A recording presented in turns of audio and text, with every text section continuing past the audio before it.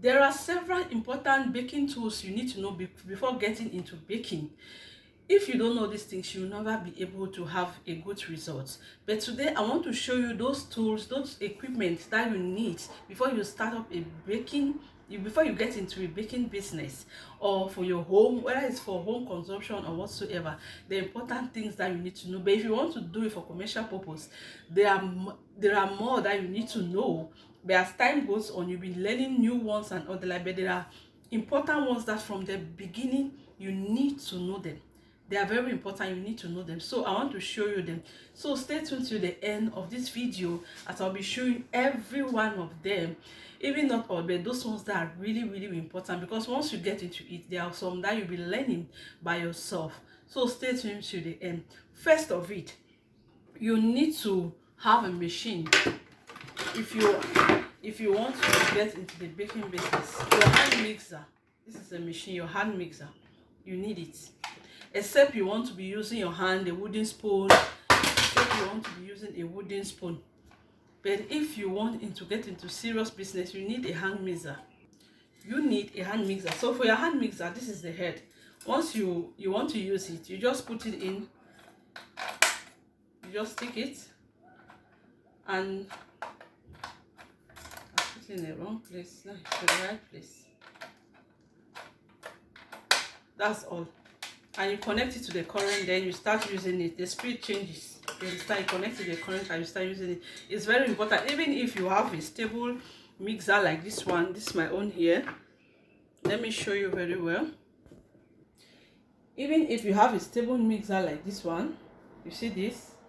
This is another type. But this is the one I usually use all the time. The hand own, I don't use it all the time because it gives me some pain when I use it for a long time. So this is a mark I use, Bosch. It's very good. I've been using this machine for 2 years plus. It's a very good machine. This one in particular is a multi-purpose machine. So let's get into the next one. The next equipment you need to have as a baker. So another very equipment you need to have is your baking pan. This is how this my own is. But we have different types. But this is just one of mine. I just want to show you how it looks like. Here in Germany, you have other different types that you can use. So this one, I got it online. You can go to the shop, you have baking pans. So this is it. So this is another one you need as a baker. So another important tool that you need as a baker is a kilo. Yeah, you can get this one from the shop. These shops that you see, they sell kitchen equipment. This is another one, you can get it from there. To measure your ingredients or what you've been using, to have an exact measure. So it's very, very, very important. Another one, I've already said these ones. Then another one you need is your serrated knife. Serrated knife. This is one we use in trimming the cake. But a lot of people do not know about it. If you are a trained baker, you will know about it, except you learn just from YouTube. But this one, I just want to show you the things that we use. You use this one to trim your cake. Then another thing you'll be needing your spatula. This spatula is to clean your bowl when you're baking, when you're doing the mixture, your batter. It helps you to clean it very well. And also your palette knife. This is your blended palette knife. Then this one is a straight one. This one you use it to form the edge when you're making a whipped cream cake. But this one at the side to wear it on the cake, to use it for your whipped cream when you're decorating your cake. Then very important thing, if it's fondant, you need this. You cannot do without it if you have to deal with fondant. This one, your roller, your fondant roller, you need it. You need this fondant roller. You need it. It's very smooth. It's just like candle. You need it. They are in different sizes. You have long, I have smaller ones, I have big. I have 2 sizes for now. But if you are dealing with, you're a big baker that has to do with this kind of large cakes, you need a very long one also. So this is another thing. Then also you need your measuring spoons. These spoons, you see their measurements are there. You see they have all. This is one. When you hear 1 spoon, this is half spoon. This is teaspoon. This is half teaspoon. This is 1/4 teaspoon. So this is what, when you hear about it. Then these are your cups. When you hear about cups, these are the cups. You sell them in the shop. You have 1 cup, half cup, 1/4, just like that. So you need to get them if you are getting into this baking business. So another one is this little brush. It's very important when you are working with fondant.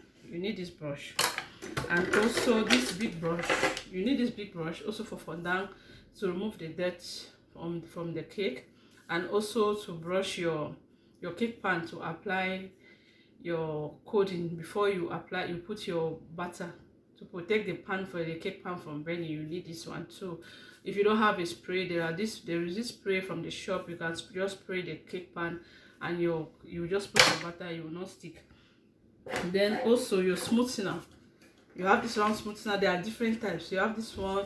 There's one that is square. I have to still buy that one, because these things you cannot just buy all of them at the center. But these ones I'm telling you, they are very important. You need them. You need them like any other thing. You need these things. Your smoothiener, when you're working with fondant, you use it to smoothen your fondant. Also, you need your ruler. When you're working with fondant, you need to measure. And also, you'll be needing your tape, because a baker is just like a builder. So when you're building, you are measuring. You cannot build without measuring, right? So you need your tape. Then also you'll be needing your molds. If you're working with fondant, there are different types of molds. I'll just show you a few for you to know what they call molds.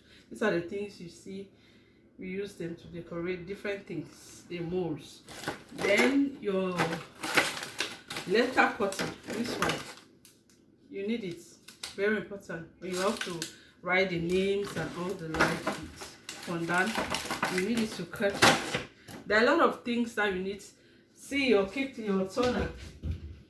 You need this. Let me show you this one. You need this toner. You need it. A spin.